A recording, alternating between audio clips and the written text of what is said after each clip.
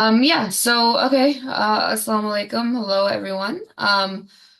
Just to flag that the the settings on this call right now are for a kind of a wider meeting rather than just a webinar. So if everyone could just respect the speakers and kind of keep themselves on mute and allow the speakers to kind of be the ones to talk as well as the moderators, that would be great.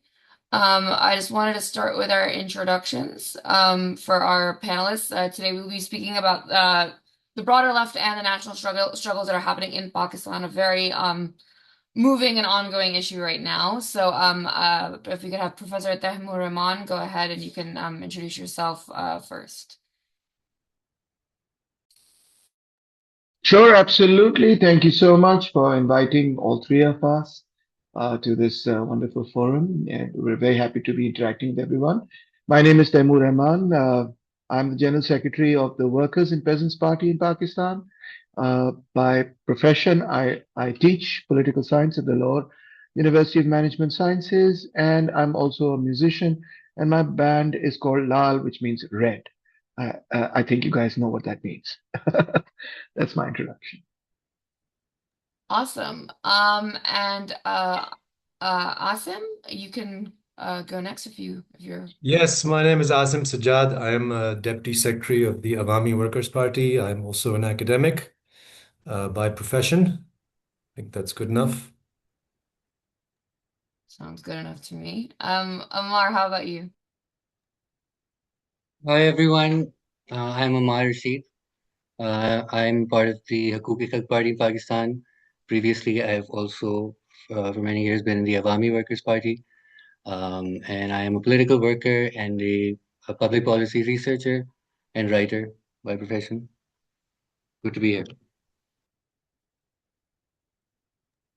Good to have you. No, thank you so much again for joining us.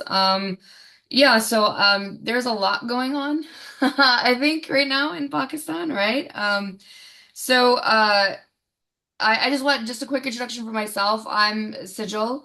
I'm one of the co-chairs of the Asia and Oceania division of the International Committee of DSA.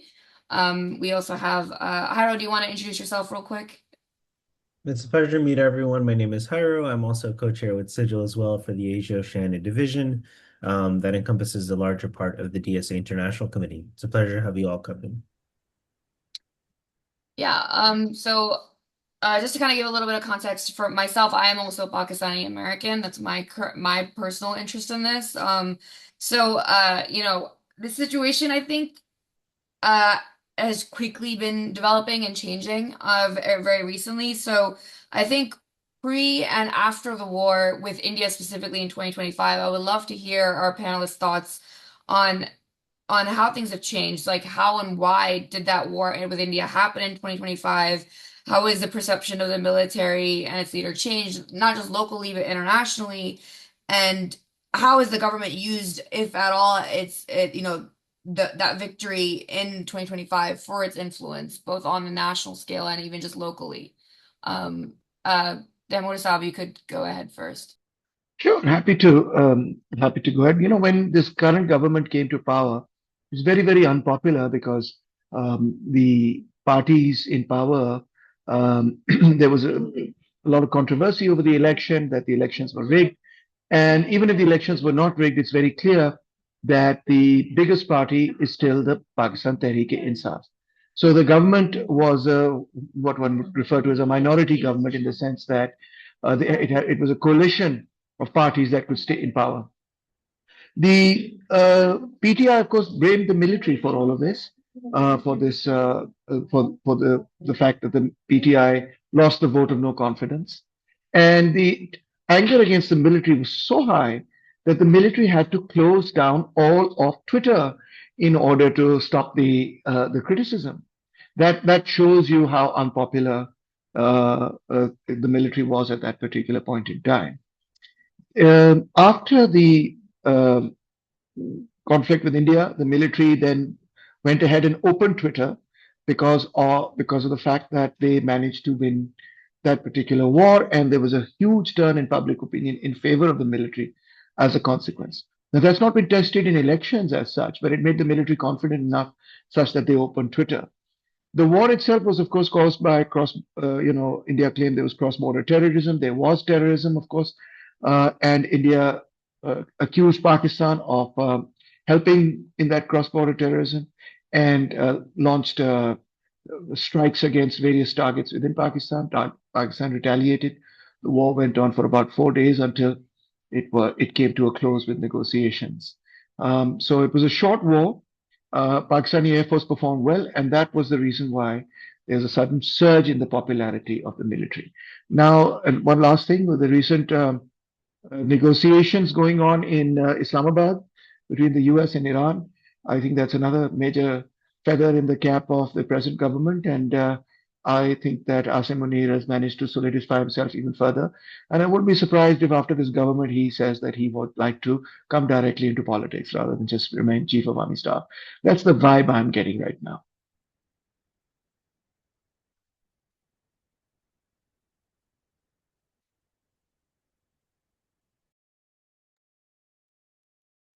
Sorry, Cyril. I think you're. Yeah. I was muted for a second. Yeah. So Asim, how about you? You can speak next on this issue.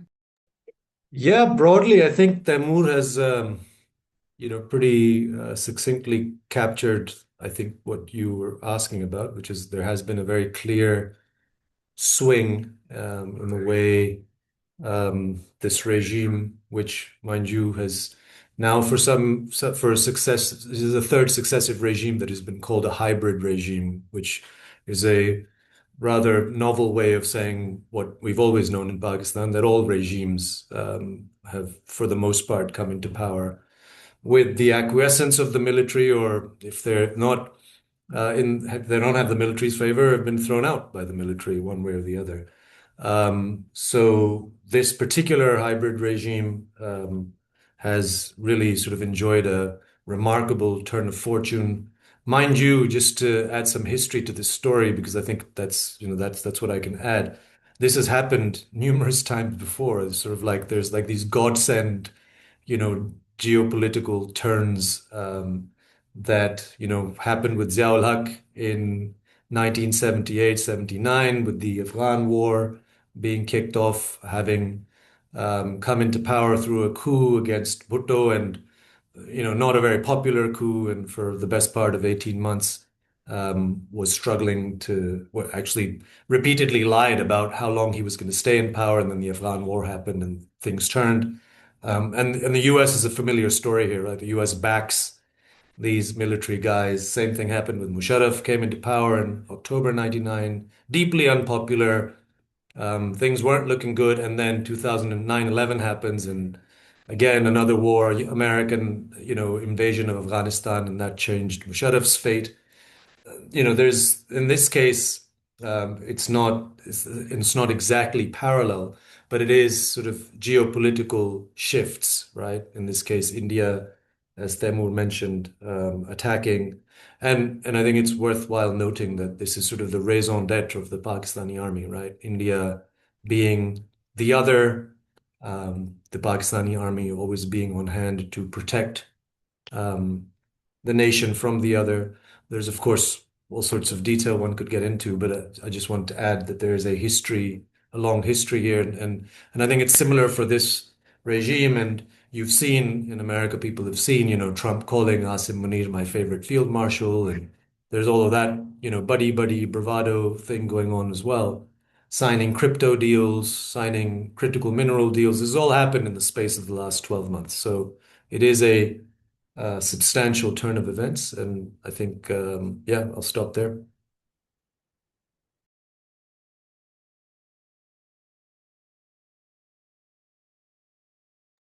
You're on mute.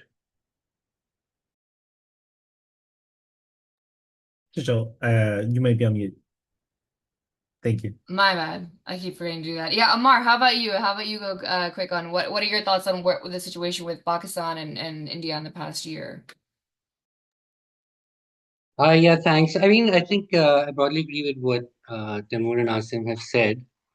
I think just what's key about understanding why the India-Pakistan conflict ended up having such far-reaching implications is I think you need to understand the broader geopolitical context of why. And I think so. Part of it was primarily about the fact that it was a contest between Western weaponry, such as the Rafales that India had, and Chinese weaponry, which was the first time that Chinese weapons were deployed in a modern conflict.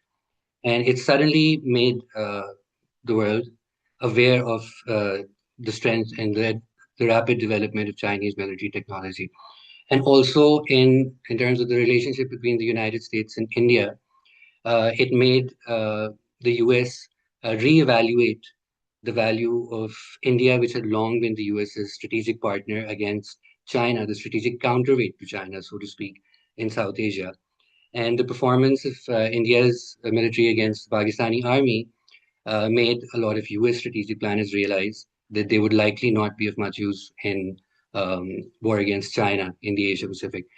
And I think what happened then led to a lot of strategic reevaluations on the part of the US, including, I think, like a sense which is now you can also see reflected in the new national security strategy of the United States, which kind of suggests that it's going to withdraw from the Pacific theater and it's not going to be directly confronting China anymore, and a sort of a realization that that might be difficult, and then also in some ways an acceleration of these plans in the West Asia and the Middle East, realizing that they might have to move on something more quickly than others.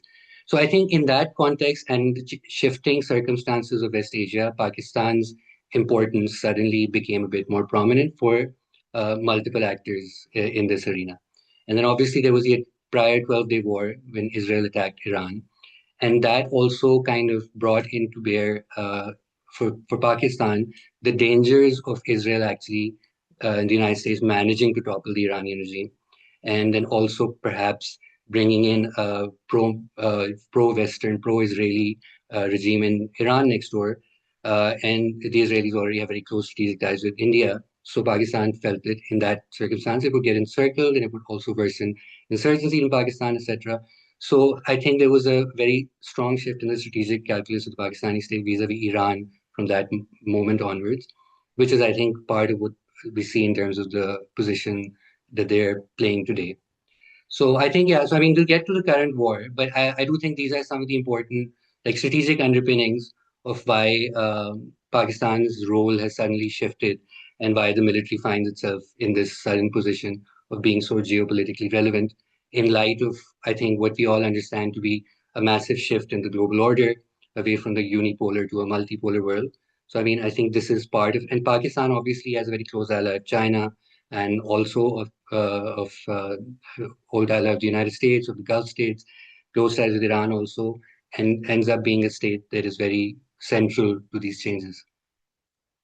All right, yeah, that's actually a good transition into the next part of the discussion. So, I mean, any of you can chime in on this one, but how would you say the current war in Iran has impacted the Pakistani people and the state, particularly from the perspective of the left?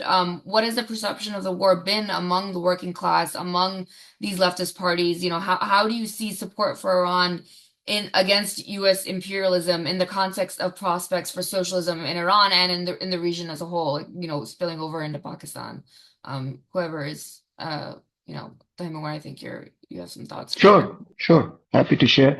I think the entire Pakistani left and pretty much everybody that I know of is totally against the US imposed war on Iran and totally sympathetic to Iran at this point. Although, of course, there are many, criticisms of the Iranian regime and what they did to the Mujahideen Khalq and what they did to the left, Iranian left, the Toda party, etc., etc. All of that is naturally there. But we must remember this is not the same Iran of the 1980s. This is not Khomeini's Iran anymore. This is Ali Khamenei's Iran now. It's gone through several, reforms and changes, etc. I've been to Iran myself, and I was really quite surprised to discover that whatever image Western media paints of Iran is actually on the ground. Things are quite different. Um, so this form of imperial feminism that we see, which we also saw in the instance of Afghanistan, I mean, it's totally unconvincing, and we can quite easily see through what regime change means. U.S. has no right to change any regime anywhere else in the world. It's not the United Nations. It's not the World Court. It's not the International Court of Justice or the International Criminal Court. It's just a government like any other government. There's no right to call for regime change anywhere in the world whatsoever. There's no international law that allows them to do that. So the Pakistani left, I think, and Pakistani society as a whole is completely with Iran on this particular question, and against this illegal war, which, as we saw, rapidly escalated, at least in words, certainly, towards talk about annihilating entire civilizations. How can anybody in their right mind be in favor of something of that sort? And then we've seen also the Department of War Crimes and Pete Hegseth and so on, who I think would probably be better placed in the KKK rather than in the Department of War Crimes, as it's being called. And wildly incompetent people, like Pam Bondi and so others, and openly imperialist statements from Marco Rubio and J.D. Vance and so on. And I think this is probably one of the worst governments that the United States of America has ever had, and it's tending towards a situation where they've been hinting at, and or even sometimes, I mean, very almost overtly saying that they could commit genocide in Iran. Nobody in their right minds can support something of that sort at all whatsoever. So I think generally, sorry to take so much time, but I think generally Pakistani people are relieved and quite happy that, firstly, that the war might come to some sort of close, although Israel is doing its best to sabotage that process. And whatever else one may think of the present government, certainly people want to see this peace process, end successfully. The war should come to a close. Although, of course, the politics will continue, but the violence should come to a close. I think everybody is on board with respect to that. Yeah. Awesome. Or Amar, if either of you have any thoughts on that as well. Yeah, I'll just quickly, just again, many of the people on the call may have known, but just to give you some context of not just the Pakistani left, but sort of the broader public opinion, right? As soon as this started, there were mass protests, different major metropolitan centers, not just metropolitan centers, far up in the mountainous highlands as well. One of which was, well, not one, many of which were fired upon. There was the outrageous situation where on Pakistani soil, people were trying to make some justification for the fact that US Marines shot 10 people dead in Karachi. Again, just some historical context. There has always been this vast gulf between sort of popular perception since the 1950s, since the Suez Crisis, which also engendered mass protests in this country. And there's sort of popular public opinion, and then there's sort of our regimes, successive regimes, the military particularly so, but just, most regimes throughout history. So that's one thing, just to add. It's also worth bearing in mind that Pakistan has the biggest Shia population outside of Iran. So that was also, from a purely instrumental standpoint, the regime is particularly keen. And again, something that some of your listeners may be aware of, has been particularly keen not to be drawn into sort of having to explicitly pick sides, because it's also got Saudi Arabia as a major ally on one hand, and it has a defense pact with the Saudis. I'm talking about the Pakistani government.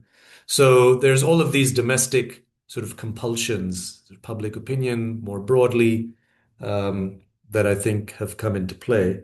And the other thing I think is that, like everyone in the world, pretty much everyone in this country is in awe of what the Iranians have managed to do, of course, at great costs. But this is, without exaggeration, there's very little immediate historical precedent to the Iranians managing to hold their ground, managing to literally fight the world's biggest military power to a stalemate, effectively, which I think in an asymmetrical conflict represents strategic victory. by any definition. So I think that is also there. And I think that then the last thing about, sort of this broad feeling of Pakistan being at the center of all of this, of course, is also part of the story. I think one can be um, less happy about what the implications of this will be, just like you asked about India, about how this will then play into this regime's sort of broad ability to sort of literally impose whatever it wants to do next. But as of now, of course, I'm just speaking about the broad public opinion, and then I think at least some of us on the left are certainly wary of what is to come within the country. But yeah, that's sort of the broad story of what I think has happened in the last few weeks here. Yeah, so I'll just add a couple of things. Yeah, so I mean, like Timur and Azim said, I would just like put it like this. Based on actually existing data, Pakistan is probably the most pro-Iran country in the world right now, outside of Iran. Like there were public opinion polls published of Muslim countries around the world, and Pakistan had something I think akin to, I think it was a Gallup poll, something like 92% support for Iran, whereas yeah, in other countries it was in the 40s, 50s. It's just and obviously it is a function, as Asim pointed out. Pakistan is the largest Shia population outside of Iran in the world, but it's not even a sectarian issue so much. Like pretty much the vast majority of the Sunni population of Pakistan also supports Iran largely out of a sense of like what most Pakistanis see as its resistance to imperialism, and how bravely it's managed to fight back the imperialist and Zionist attack on it. Obviously, and then there are other reasons that Pakistan was obviously very concerned also economically. Obviously, there was a massive impact of the war that was happening in Pakistan in terms of oil prices. We're an oil importing country. And obviously, there was the whole idea of the defense pact with Saudi Arabia, which Pakistanis felt could have compelled them to enter the war, defend Saudi Arabia, which would have been catastrophic domestically, considering the overwhelming public opinion. And so that has thankfully been averted for now.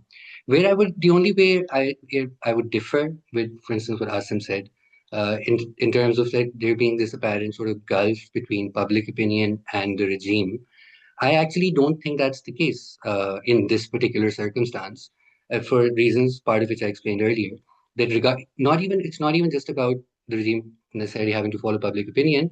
It's about the strategic underpinnings of the situation, in the sense that it is in to would be to Pakistan's deep detriment if the Iranian regime or state were to fall, and for it to be replaced by something more preferential towards Israel. That is outside even of public opinion, not something that Pakistani state would want, and it would likely cause a lot of turmoil in Pakistan, and it would spill over. So I think that, and I think it's not even, and this is not conjecture. I mean, I think we've now seen there have been, and the reason I'm pointing this out is that throughout this war, there's been a lot of disinformation about how actually the Pakistani regime is like backstabbing Iran, or they're going to help the US attack Iran. Some people, I think, even wrote in journals about how there was a secret plot for Pakistan to capture Bagram base, and the Americans were going to attack Iran from Bagram. And a lot of such insinuations were made. But we can now obviously see almost all of those conspiracy theories have largely been proven wrong. Nothing of that sort was going on. And you can literally, and if you don't trust me, like just look at what the Iranians have consistently been saying throughout this war and how they've actually appreciated the mediation efforts. And the basic reason for that is not really about the goodwill of the Pakistani regime or anything like that. It's about cold, hard strategic reality in that Pakistan and Iran, because of the nature of the global shifting arrangements, because of the nature of Zionist expansionism and Hindutva on this side, our interests actually do coincide a lot in this instance. And that's why you're seeing the scenes that you're seeing in Islamabad right now, where you saw how the Iranian delegation was greeted in Pakistan. It was like celebratory, almost like kind of like congratulating them on what they had managed to do. And so I think it's very important that people are aware of this, because a lot of misinformation has been spread that has had the result of spreading very unnecessary discord between Pakistan and Iran in a moment when they've actually been really cooperating to fend off and bring this imperialist attack on Iran to a close. No, yeah, thank you for those. Those are really insightful questions. I would love to hear your thoughts on how if you could talk more about how the Pakistan's role as negotiator in this entire ongoing situation, how has that changed the Pakistani state standing? If you could think about, I think in particular, like how does it change like support or opposition to the government among the people? One of there was some mentions of economics. So like, does this alter leverage that the Pakistani state has in global finance, such as their dealings with the IMF? Like, I'm hearing a lot of, and I'm wondering, is it like wishful thinking or not of like, oh, Pakistan's going to gain some respect, but like from who is that true? What are your thoughts? And whatever comes to mind really when it comes to that kind of thinking. Sure. Well, I think Pakistani state and the current government have gained enormously after these negotiations, enormously in terms of their political capital. They've multiplied it. And the interesting thing is, just before the breakthrough in negotiations, it was going south for the Pakistani government because they raised the price of fuel to 500 rupees per liter, at which there was outrage. And then suddenly, a few days later, they were able to make this breakthrough, which has been huge. So, I mean, we don't have polls, etc., but we can see on social media how many people are congratulating and saying we're proud to be Pakistanis and so on and so forth. That's very clear. I think diplomatically, there are a couple of things that Pakistan did, which you know, I mean, it's not so much about. Frankly, the public isn't so much thinking about IMF and oh, we'll have better terms and conditions, blah blah blah, all of these things. No, the public isn't thinking in those terms of what we will lose if there's regime change in Iran and what we will gain, etc. Public is mainly thinking in terms of what has happened in Iran is deeply unfair, absolutely unfair and unjust. That's the bottom line. And there's a huge amount of anger about that. So it's not self-interested. It really is the case that the public is feeling this is wrong. They were negotiating, they were agreeing with you, and you killed them all. And then you attacked, and you killed on the very first shot, you killed 160 girls. And then you've been threatening to destroy their entire civilization. Nobody's going to stay. Nobody's going. I mean, people are really, really angry about that. That's the first thing. As far as the Pakistani government is concerned, I think they played their cards well. I mean, if you think about it, the first thing was that they said we don't agree with the attack on Iran. We want peace, etc. Right at the outset of the war. Then the second thing they did was that when there was a meeting of 12 Muslim countries, at which a resolution was passed against a resolution was presented against Iran's attacks on Qatar and UAE, etc. And the Pakistani delegation was, ambassador was the only one who said, oh, okay, we can condemn Iran, but we also have to condemn Israel, which gave Pakistani government the necessary political capital with Tehran that they could then approach them. Because they were the only government actually who said that. That's also very, very interesting. They said, condemn both countries, don't condemn one alone. But the Gulf countries in particular were adamant that no, Iran is solely responsible for what's happened and so on, that sort of thing. And there was one other thing in my mind that just slipped my mind right now. Oh, yes, the other thing is that the Pakistani government has also taken a very good position vis-a-vis what Israel has been doing currently, the whole Lebanon question. So, when Israel began to say that Lebanon is not part of the deal, and even J.D. Vance said, Lebanon was never part of the deal. The bureaucrats, Maliha Lodi and others, they stuck to their guns and they said, no, it was very much part of the deal. That's what was agreed. So it was left to the United States to now justify, why suddenly Lebanon was off the table. And secondly, when asked, when international media has been asking Pakistan and saying, there was the tweet by Khwaja Asif, which became very controversial because he condemned Israel. So there were interviews with public officials of Pakistan, the Pakistani diplomatic corps. People asking, well, how can you negotiate between Israel, Iran, and with respect to Lebanon, because you're partial, you're opposed to Israel. And the government said, yes, we are. We are not negotiating between Israel and anybody else. We're negotiating between the US and Iran. That we're happy to do. But as far as Israel is concerned, we are not going to be impartial with respect to Israel. Maliha Lodi is on record having said that on Al Jazeera and so on. So now we all know whether you and I think we understand that these things may be postures and so on and so forth. But even as far as postures are concerned, they made all the right noises. And so for that reason, my view is that their political capital has increased dramatically in the last couple of days. The last aspect that I would point out is that Indian media has gone completely, or at least the Godi media has gone completely crazy with this situation. Instead of saying, well, thankfully a third world war and a nuclear war was avoided, they are complaining about the fact that they are saying Pakistan is a pigeon, it's a kabutar delivering messages. They're using harsher words for Pakistan with respect to that. I mean, they've really gone off their rocker with respect to, because they're only viewing this entire scenario from within the India-Pakistan framework. So I think, we have lots of criticism for government, and we continue to oppose, the entire system, including the government that supports it and so on. But as far as this particular conflict is concerned, I think they played their cards very intelligently, and they gained as a result.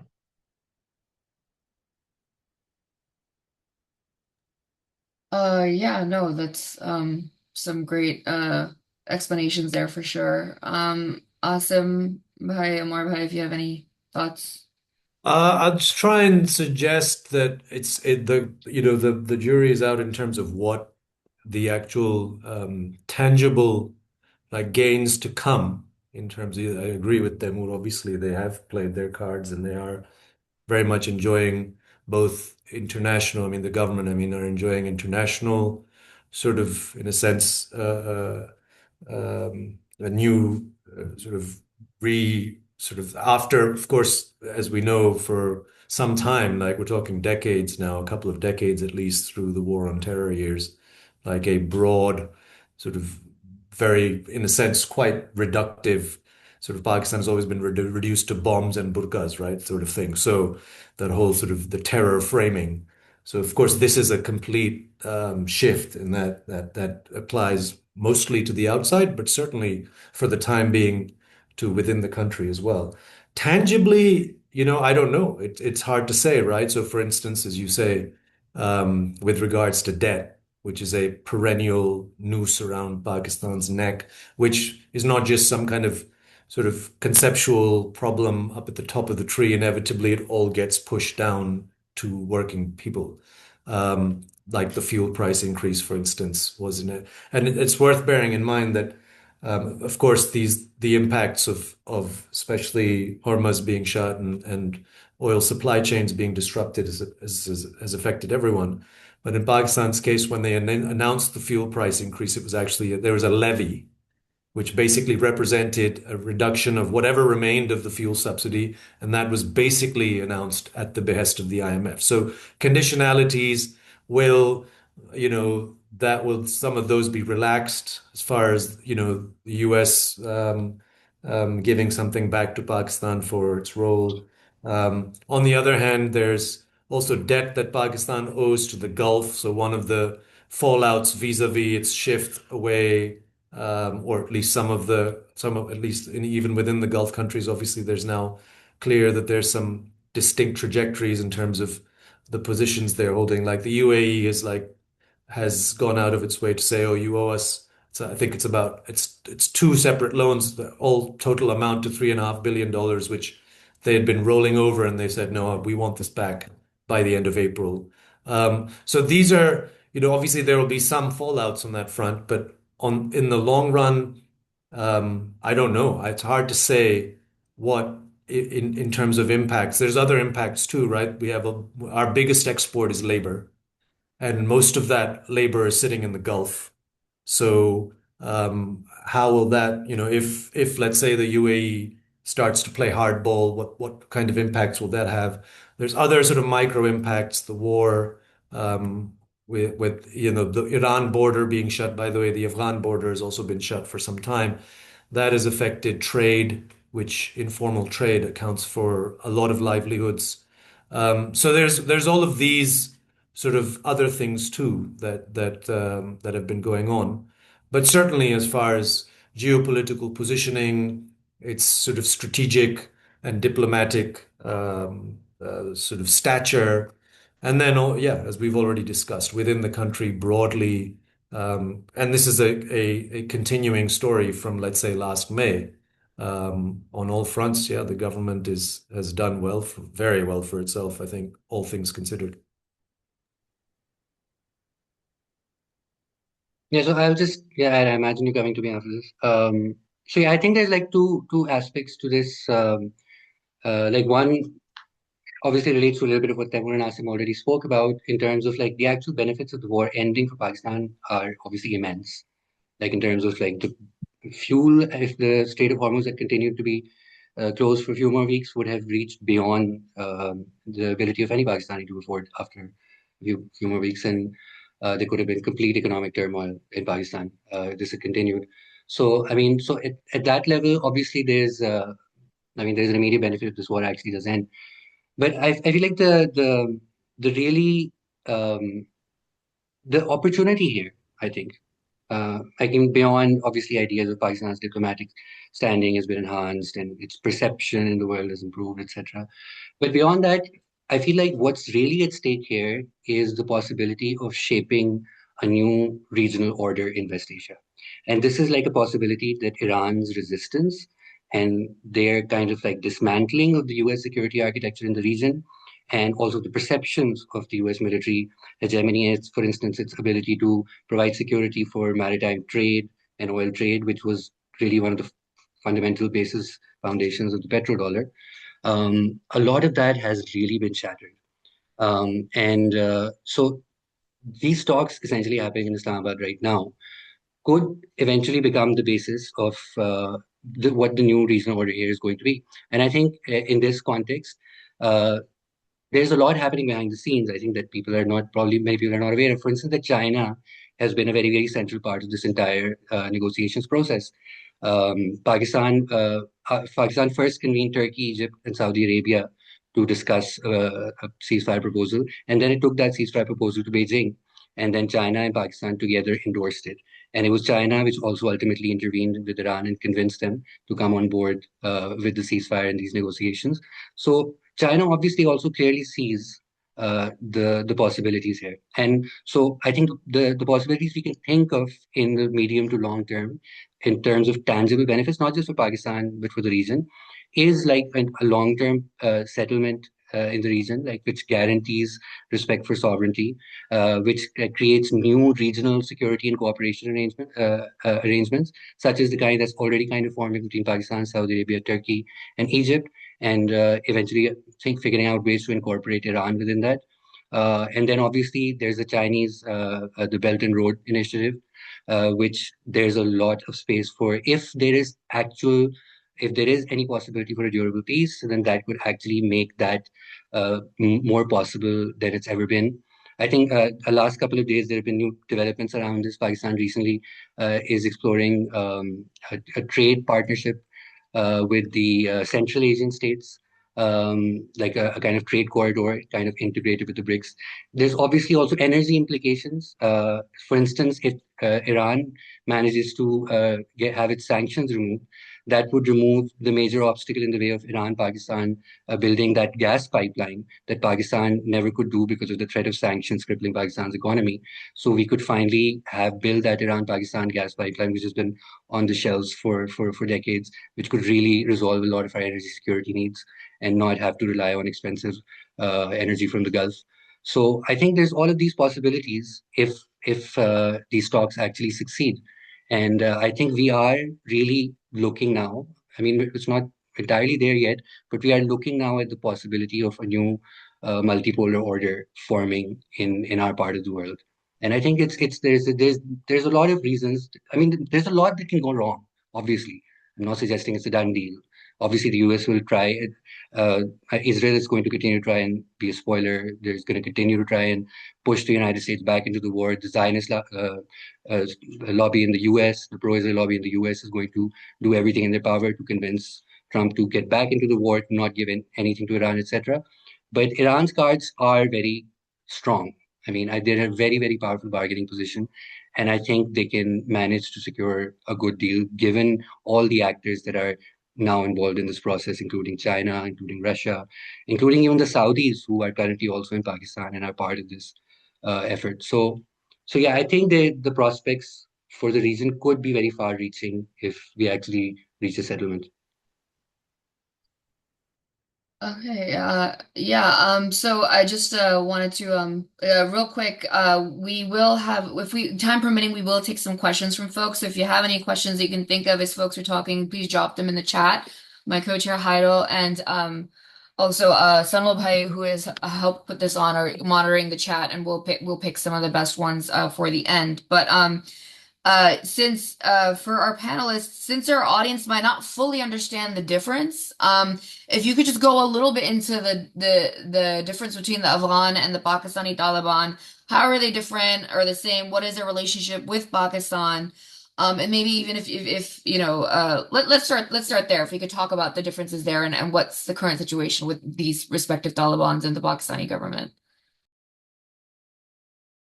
Sure, I'm happy to go. So the Taliban is a movement that was actually created by the Pakistani ISI, and it was created with the intent of in the mid 1990s, with the intent really of opening up the routes through Afghanistan into Central Asia, so that trade corridors could be opened. At that time, Afghanistan was split amongst various Mujahideen groups and that were constantly at war with each other. And so the ISI came up with this idea, was create a new group. First, they tried to take over Afghanistan with Gulbuddin Haqooq, which was a disaster for them because he lost in Jalalabad. And then they tried to take, they tried to do it with the Taliban. But the Taliban only managed to capture the southern and eastern part of Afghanistan. They never managed to move beyond Mazar-e-Sharif. So that project was not successful as such. Then, of course, when the Americans came and they bombed Afghanistan, the Taliban retreated back into Pakistan where they were given safe haven. And in the Musharraf period, the Americans wanted, the terrorists to be handed over, associated with Al Qaeda. And Musharraf basically decided we'll hand over the Arab terrorists and the Uzbek terrorists and others, but we won't hand over domestic Taliban people. So the Taliban continued to live here in Pakistan, biding their time, and occasionally taking part in skirmishes in Afghanistan.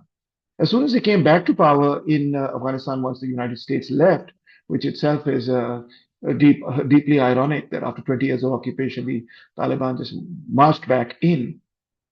The expectation of the Pakistani establishment was that, in fact, that they had won, that now since Taliban had taken over all of Afghanistan, including Mazar-e-Sharif, that their original project would be successful, they would be able to make the routes into Central Asia, they would have strategic depth vis-a-vis India, and so on.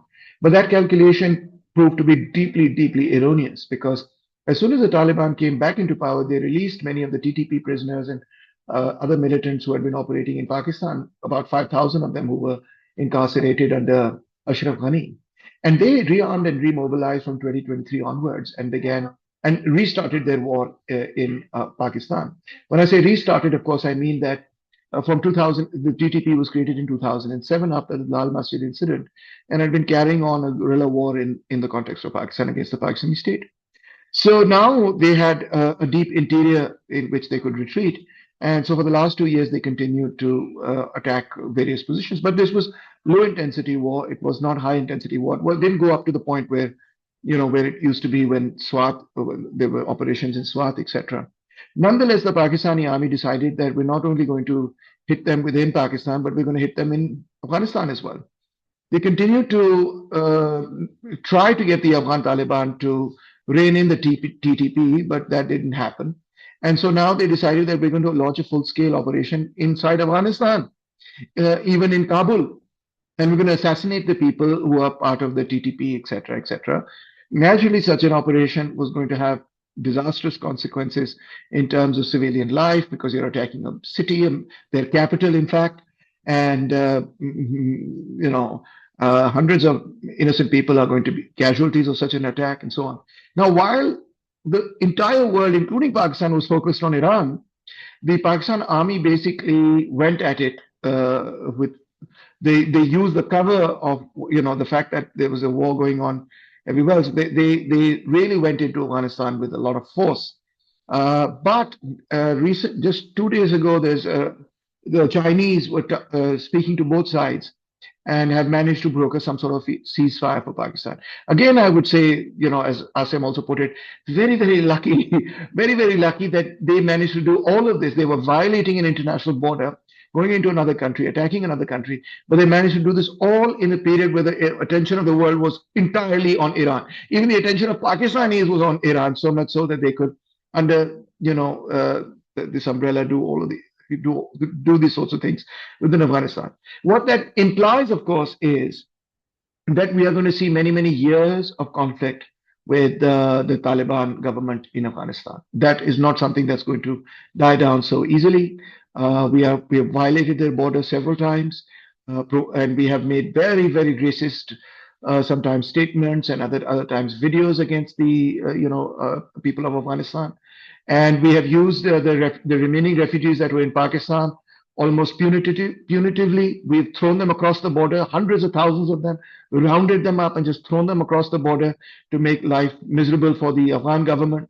But of course, life was made even more miserable it was very, very destructive for the people who were, thrown that way and just used that particular way. So these sorts of policies, I think, are underscoring or will continue to underscore conflict, between Afghanistan and Pakistan for the foreseeable future. I don't see the Taliban government in Afghanistan falling from power currently. There doesn't seem to be any major force that can really fight them at this time, and so on. So for the foreseeable future, I see that the Pak-Afghan border is going to remain there are going to be skirmishes, and it's going to remain a hot border, unfortunately. Yeah. Azam Saab and Ammar Bhai, if you could like same question, but also just to add, like, since Taimur Saab gave such a good kind of explanation of that, I guess if you could also speak on what are some of the causes of the war with Afghanistan and how has that changed the dynamics locally and regionally. If you could touch on that as well, and as you answer this section of the discussion. I will. I'll try not to just try and add some different points. The history of Pakistan's relationship with Afghanistan has always been fractured since day one. And there's a long sort of, one could get into a digression. It's got to do with Pashtun nationalism and the sort of in what became after there's a so-called Durand line, which divided the Pashtun tribes, and then the party called the Khudai Khidmatgars, which was which had probably the most, to the extent that one could map at the time, had the most popular following in what became the Pakistan areas, or the Pashtun regions that became part of Pakistan, was pro-Congress. And there was a broader fear within the Pakistani establishment of separatism. And so there's a long story. I just want to jump to one particular aspect here. I think Taimur has said a lot. I think there's obviously conjecture that again, to go to this regime, that this regime now has decided to really shift away from its historical patronage of the Taliban, so on and so forth. And of course, that's evident from what it's just done. But there is a sort of a deeper ideological question at play here, right? Which is that the Pakistani state has pretty much since the beginning, but definitely since the early 1970s, has weaponized religion, right, in the service of its interests, both foreign policy interests and even domestically. And that is, that's a genie that has come out of the bottle, right? Because you've got generations of people who have been, it's not just the Taliban. There's particularly in mainland Punjab, there's something called the Tehrik-e-Taliban Pakistan, which ostensibly derives its sort of ideological legitimacy from a completely different school of Islamic jurisprudence called the Brelvis, but is also militarized and is also sort of draws on this raw rage of a young population. So there's a deep sociological phenomenon at play here as well, quite aside from the geopolitics, quite aside from sort of whether this, of course, in this case, the Pakistani state, is now saying, oh, there's a cross-border terrorist. There's a regime that's patronizing cross-border terrorism, which, of course, what Pakistan is accused of doing by India and so on and so forth. Aside from that, I think that's just to add that there's this. And so there's a long fractured history of relations with Afghanistan. There's this sort of this very foolish notion the Pakistani establishment has harbored for far too long that a particular kind of Afghan sort of project could work in our favor, which was the Taliban. And of course, now quite clearly well, at least on the surface, it appears like they're not interested anymore. But there's obviously good reason why anyone would be skeptical of the extent to which this larger project of weaponizing religion, if and when it will ever be abandoned, right? And don't forget that, when 2001, when the war on terror happened, there was another sort of Musharraf dressed himself up as this so-called enlightened moderate, right? There was this whole gig about enlightened moderation, and we've changed tack, and things will be different. So, I think there's an internal argument about Pakistan's own society and how it's been radicalized along these lines, and that will also have to be addressed, or has to be named, I think, in any meaningful analysis of this situation.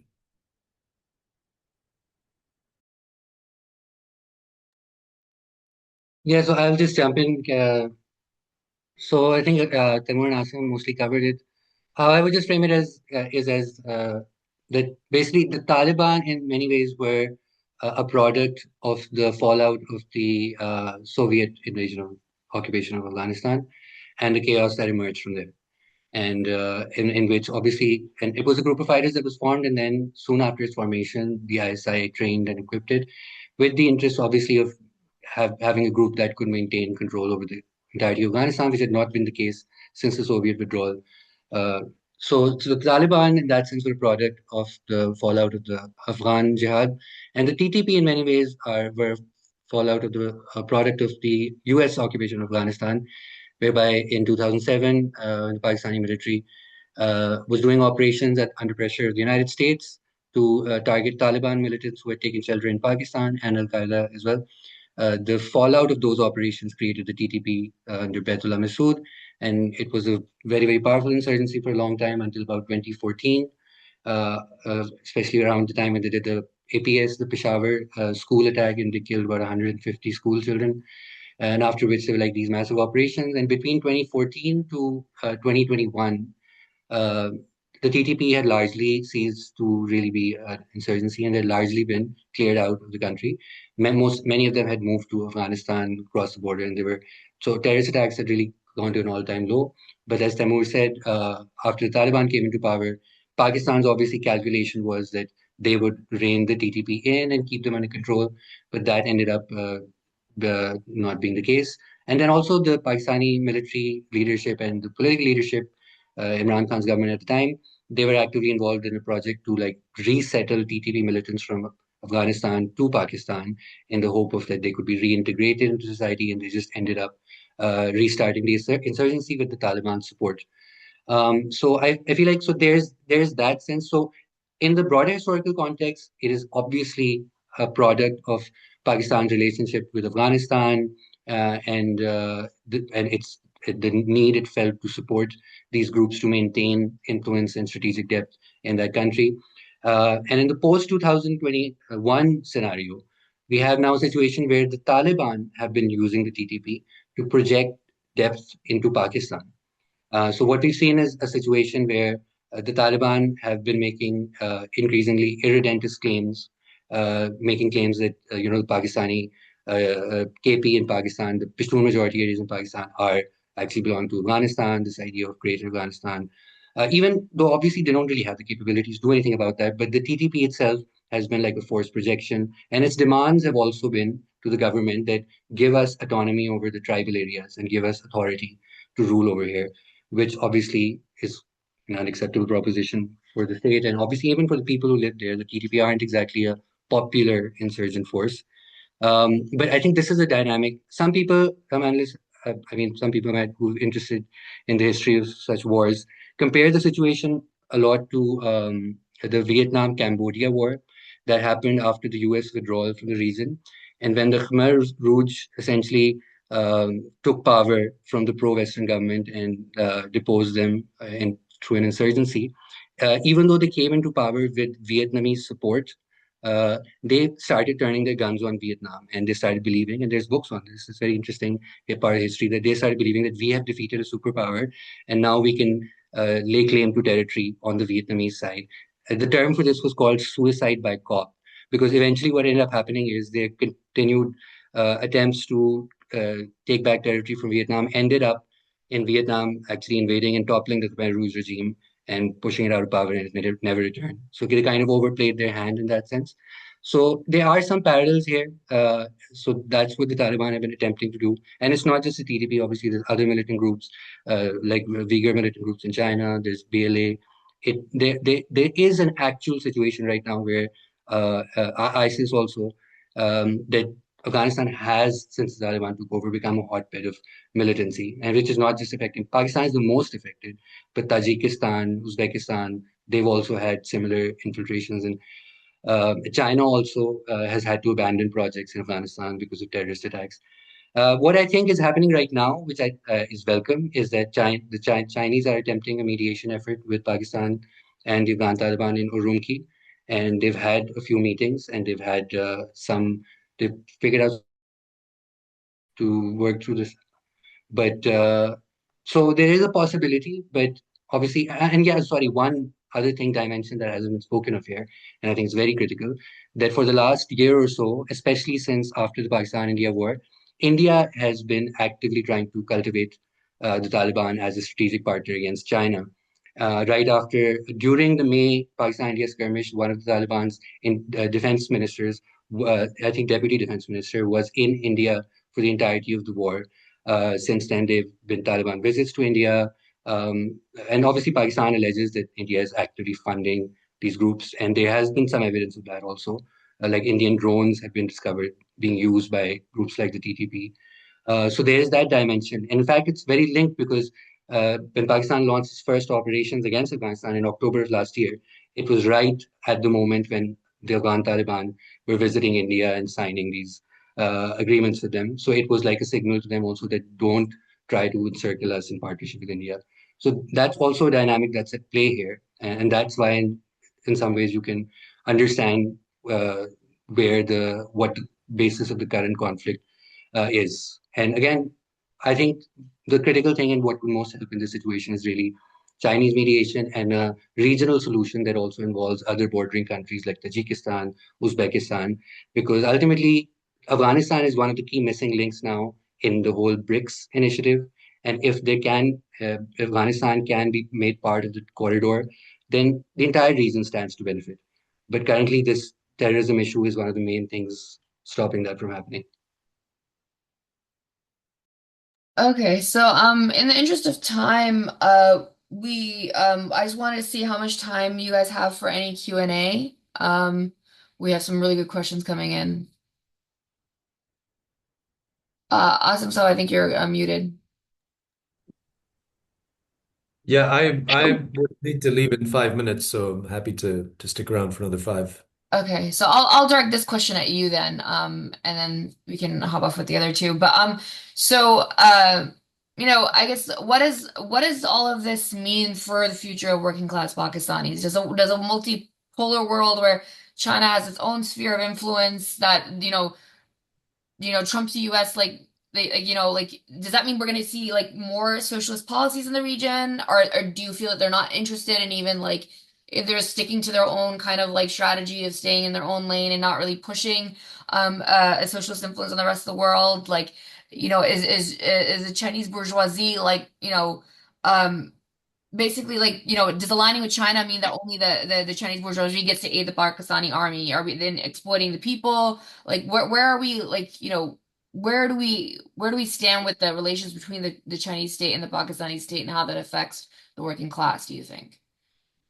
Yeah, it's good that you're going to get my opinion on this because I think Taimur and Amar might have a slightly different one than me. But so I'll start off, and then I won't be here to hear the rebuttals.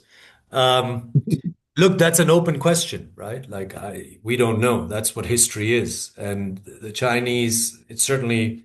I'm of the opinion that this is the biggest we're talking about the biggest revolution in the history of the modern world, right? The Chinese Revolution is the biggest revolution in the history of the modern world.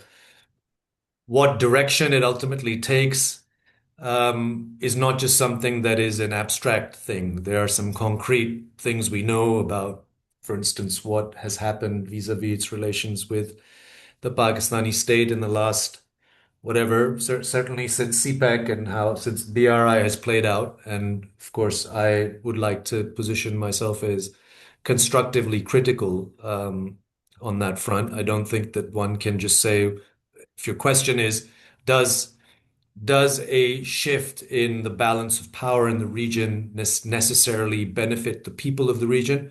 Potentially, yes, for sure. But is that a done deal just because it'll happen? No, of course not. Because, to the extent that, well, first of all, China has been quite pragmatic in its dealings with the world. It doesn't go out and, as you say, export socialism. It's certainly not Mao's अच्छा मैं China. जाता हूँ खत्म हो जाए फिर This is Deng's China and all those who have followed him. So will that change? I would like to believe so. I mean, China talks about building an ecological civilization. China is, of course, at the forefront of the shift away from fossil fuels. What has China's impacts been within Pakistan to date? I think those are, of course, certainly not, you can't call them equivocally pro-people, if I'm being generous. So, but the broader question, I think, is an open question. I think that's sort of what I think is the way to think about it. I don't think we certainly don't want to engage in China bashing. We certainly want to leave the arc of history open for the best possible outcome. Amar was talking about what a multipolar order, like the potential benefits of a multipolar order. I think there's no one here who doesn't want to imagine those benefits. But that is not just a matter of good faith, right? That's a matter of what we see in practice. And so I think, as far as I'm concerned, the imperative is to reiterate specifically that particular point, that this is about the extent to which these geopolitical shifts actually ultimately do benefit, the working mass of people. And that's a medium to long-term question. I don't think that you're going to see anything happen real quick. Neither do I think, in fact, that there will be any kind of lasting peace and some kind of quick shift to a new order without a lot more pain. Frankly, I think that, as we talked about at the outset, whether it's an empire in decline or its Zionist outpost, they will continue to try and wreck things as much as they possibly can. So my feeling is that yes, we leave that potential open. I think we can make, if we believe that China has a socialist project at the heart of its and not so much domestic, but we're talking about its posture towards the rest of the world. And I think that we can make more concrete and meaningful. We can expect to be more demanding of China, and I think that is how I would like to. That's what I feel. And when it comes to within Pakistan, we haven't had an opportunity to talk about it today, but there is an entire, sort of complicated dialectic within Pakistan about how national struggles, particularly in Balochistan, engage and think about the question of China. And I think that is something that requires nuance and a lot of sensible engagement on the part of the left, without falling into any sort of trap or any pole or extreme.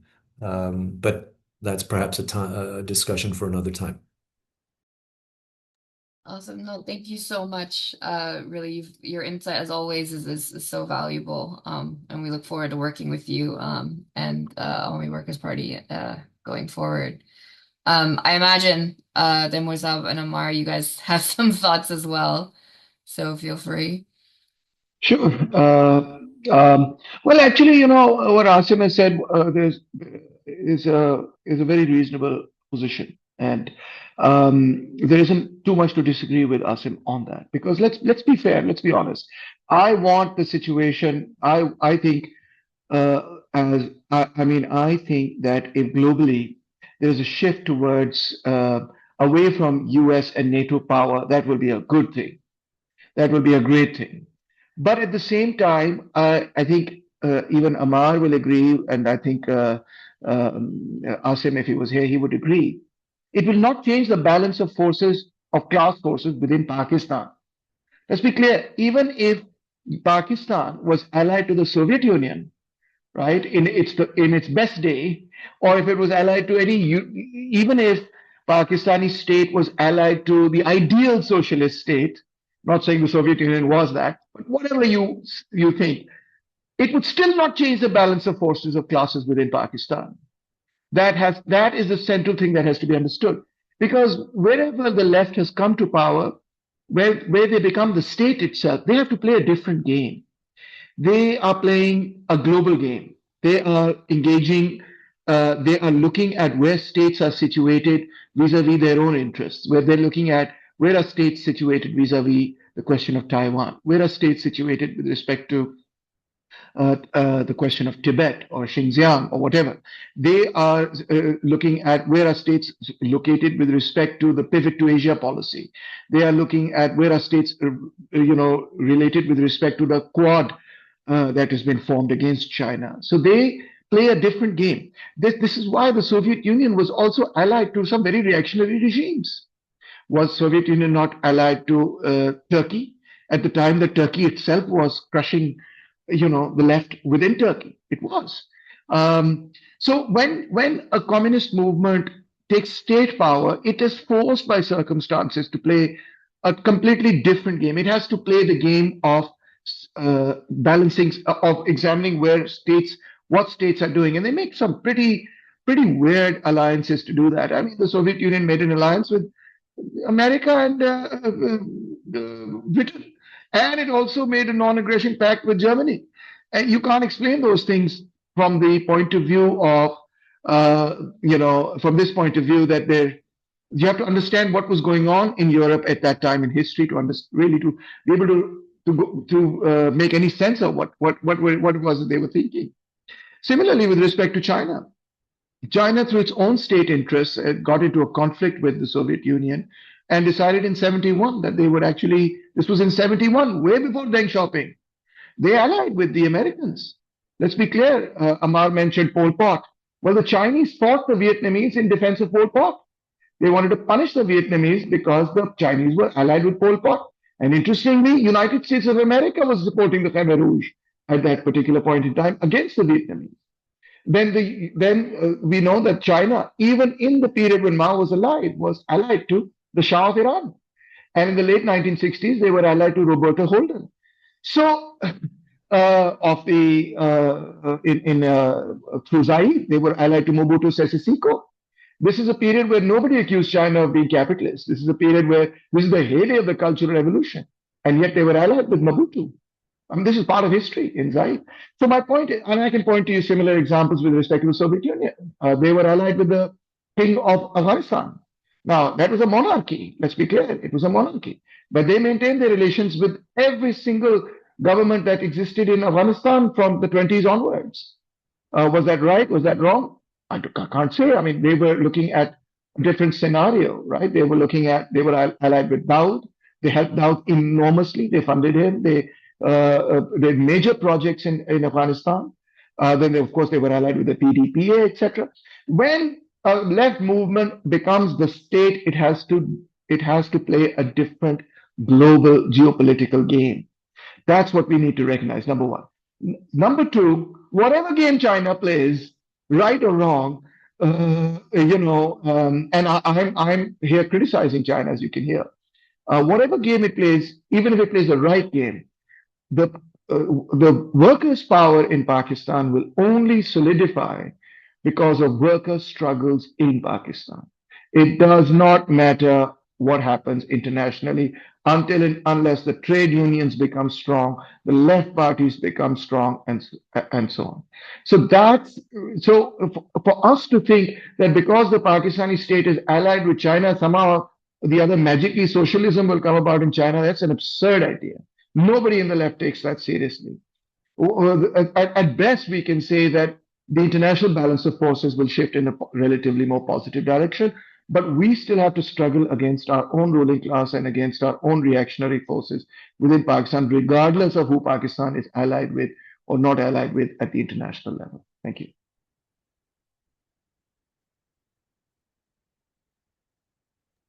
Thank you. Amar, do you have any thoughts? Yeah, I mean I think they've laid it out quite well, and I don't think there's any real massive disagreement here with what Asim and Timur said. I don't think it's either a case of China's role being just entirely exploitative in Pakistan, nor I think is it a case of like their role precipitating like some kind of revolutionary change in Pakistan society that affects the balance of class forces in Pakistan, etc. So for me, I think it's about um, like there are very tangible ways in which China affects and shapes the Pakistani state, economy, society, etc. So, for instance, China has been the largest foreign investor in Pakistan the last decade or so. There was the China-Pakistan Economic Corridor project, in which tens of billions of dollars were invested in infrastructure, in energy. And I mean, to be fair, that obviously some of that investment really has helped Pakistan. But it is absolutely true that the benefits were not really able to translate into any meaningful like socioeconomic change in Pakistan. And that, I believe, and I'm sure Temur and Aslam would agree, has to do more with the structure of Pakistani state and society and the class structure in Pakistan, essentially, and the fact that the Pakistani state was not under the control of pro-people forces that could actually direct that capital into meaningful opportunities for people that actually improve their lives. And so I completely agree with them that ultimately, to what degree the Chinese role in Pakistan benefits people, I think that is a political question, and it's about like really what kind of agreements and what kind of settlements we can actually come to that can benefit Pakistani people at large. So some relevant information for this conversation is that right now Pakistan and China are in the process of starting the CPEC 2.0, the second phase of the China-Pakistan Economic Corridor, and this is supposed to focus on industrial development. So they're building these various special economic zones and industrial zones. China is investing a lot in Pakistani textiles. Obviously, they're investing a lot in EVs. Chinese EVs have really massively expanded Pakistan's market in the last couple of years. One really major thing, I think, which unequivocally is a positive outcome of Pakistan's relations with China is solarization. Pakistan is one of the most rapidly solarizing countries in the world, which has almost entirely been made possible by cheap Chinese solar panels, which have really helped Pakistanis deal with some of the most expensive energy prices we've ever dealt with in years, and helped us to really we're now regarded as like kind of a world leader in transition to renewables. I think something like 25 to 30% of Pakistani energy is now solar. So that's a tangible benefit, I would say. And that's not just Pakistan. This is also happening in Africa. It's also happening in other countries in Asia. And I don't think anyone here would argue with, well, that's not really necessarily beneficial to the common people. It absolutely is. And I think we should take the good with the bad. And I think in this broader context, and I agree with the historical examples that Temur gave about China's role. And China has always been in its foreign policy very pragmatic, very interest-based. It's not particularly ideological ever. But I think right now, the positive aspect of China's role for the region and the world has less to do with its necessarily socialist ideology and more to do with just the centrality of China to the regional and global economy, and to do with the potential of China to integrate the economies of Asia and Africa and Europe, which it's in the process of doing, like removing barriers to commerce and trade, creating linkages between different regions of the world via its networks. And I think the longer term benefits of that, obviously coupled with political struggles within those countries, that's none of this is going to automatically benefit. We need political projects and visions that can actually translate these into tangible benefits for the people. But I think we need to be open to the possibilities that this moment offers. And it's a very unique historical moment. It is unlike prior geopolitical entanglements, for instance, that Pakistan got into in the 80s or early 2000s in a unipolar world where the United States was the sole superpower. And now, in a world which is rapidly changing, and it's already creating new opportunities, it's already creating new trading blocks. With Trump's tariff war, the overall trading structure of the world has changed so much already. And the flow of capital, the fall of the petrodollar, the fall of the US dollar as the world's reserve currency, these are all fairly unprecedented things that we're going to see, that we're going to see the effects of in the coming days. So I think it's good to be open to the possibilities, even if they're not automatically just going to come about by themselves. Oh yeah, thank you for your thoughts there. I just wanted to check if you folks have time for one more question. Um, yeah. Okay. So yeah, so I guess in your knowledge and your experience, how principally aligned would you say that the Indian left and the Pakistani left are? Like is it possible to form alliances like in the diaspora, specifically to counter the right in both states? Because we're thinking of how can DSA in particular, play a role, especially with countering imperialism in the US and countering Zionism. Like where are we at with the Indian, in our last panel, we spoke about how really there isn't much of a relationship between the Indian left and the Pakistani left, but from what you understand, like, what's the scope there? Like, are they aligned? Is that it? How hard or how easy would that even be? So the first thing to understand about the Pakistani and Indian left is that we are one big family. Really, we are. I mean, we really, we may be, some people may be in Awami Workers Party and Mazdoor Kisaan Party, HKP, or whatever. But the communist left of South Asia, and some people may be in CPI and CPM and CPIML, etc. But the communist left of South Asia, it's almost like they're cut from the same, cloth or something. They're very similar to each other in the way that we think, in the way that we are. And we're always very, very happy to see our counterparts in India. Always extremely like long lost brothers, we greet each other in that particular way, even if you don't even know who the other person is.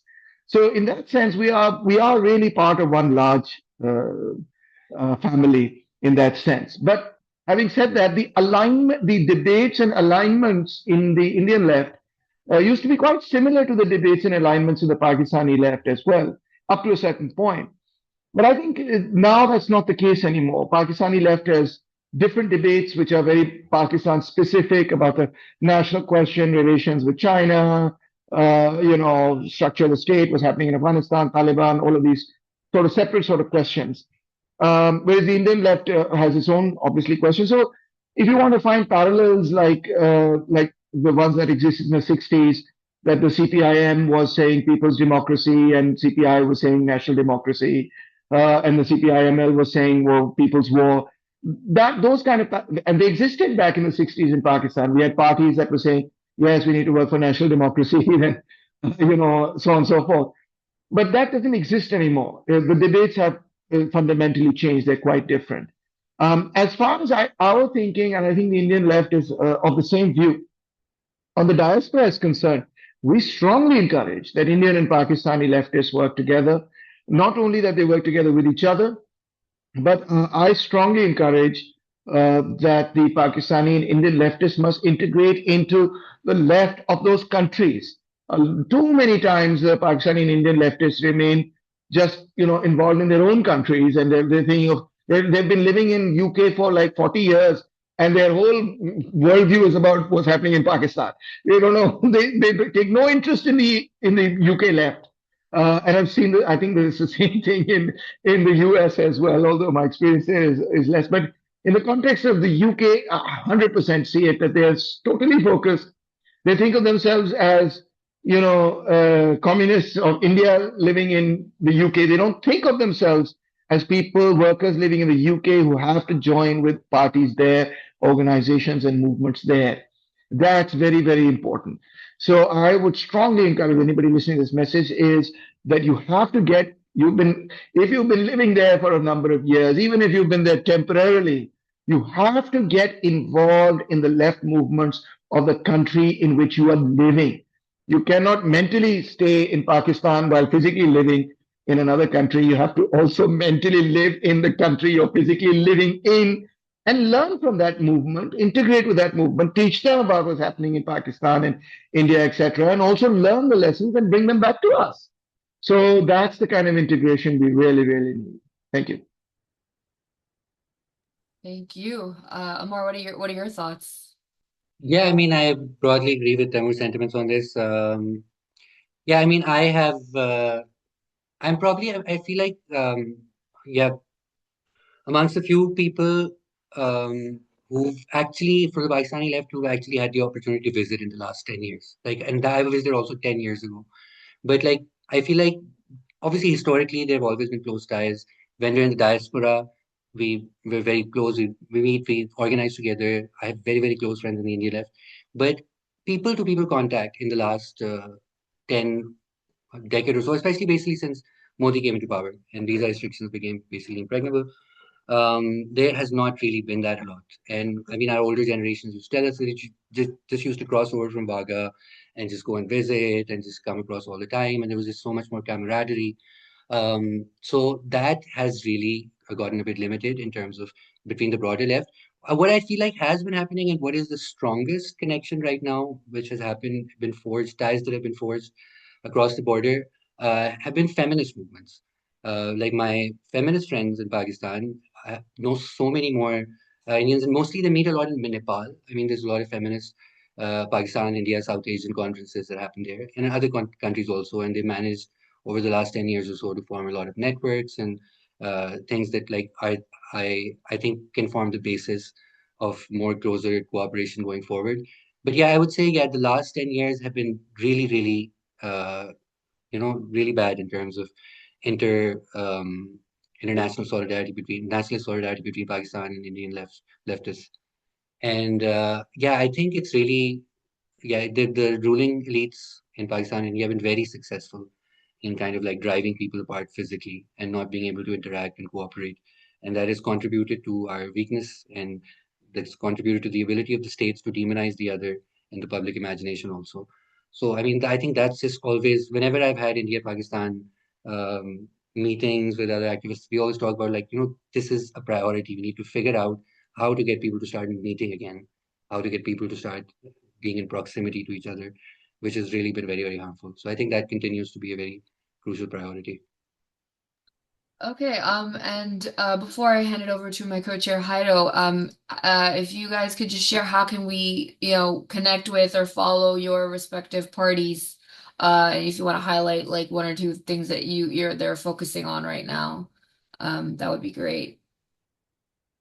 Sure, you can follow me on Facebook at Lal is Lal, facebook.com/Lal is Lal.